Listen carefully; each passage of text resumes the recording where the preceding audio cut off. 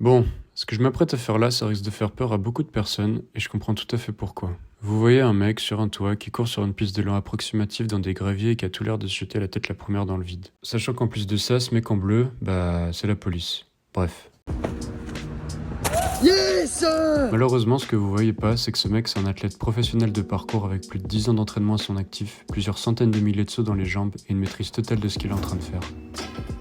Yes, putain. Alors vous allez me dire, d'accord, mais ça reste super dangereux quand même. Et vous avez totalement raison. Bien évidemment que c'est dangereux et il faudrait être complètement stupide pour affirmer le contraire. La question maintenant, c'est pas de savoir pourquoi je fais ça, c'est simplement de comprendre que derrière, il y a une démarche athlétique et sportive, une recherche de performance et de dépassement de soi. Je me suis entraîné toute ma vie au sol pour être sûr que le jour où je monte sur des toits faire des sauts, je réduise au maximum les chances qu'un accident arrive. L'immense majorité de mes entraînements se font à hauteur de genoux pour être sûr que si je tombe, au pire, je me tords une cheville. Voilà, tout ça pour dire que je suis loin d'être un inconscient à la recherche de buzz sur les réseaux. Et pour tous ceux qui diront que je devrais penser à mes parents, sachez qu'ils sont très fiers de moi et qu'ils m'encouragent fortement dans ce que je fais. Donc faites pareil.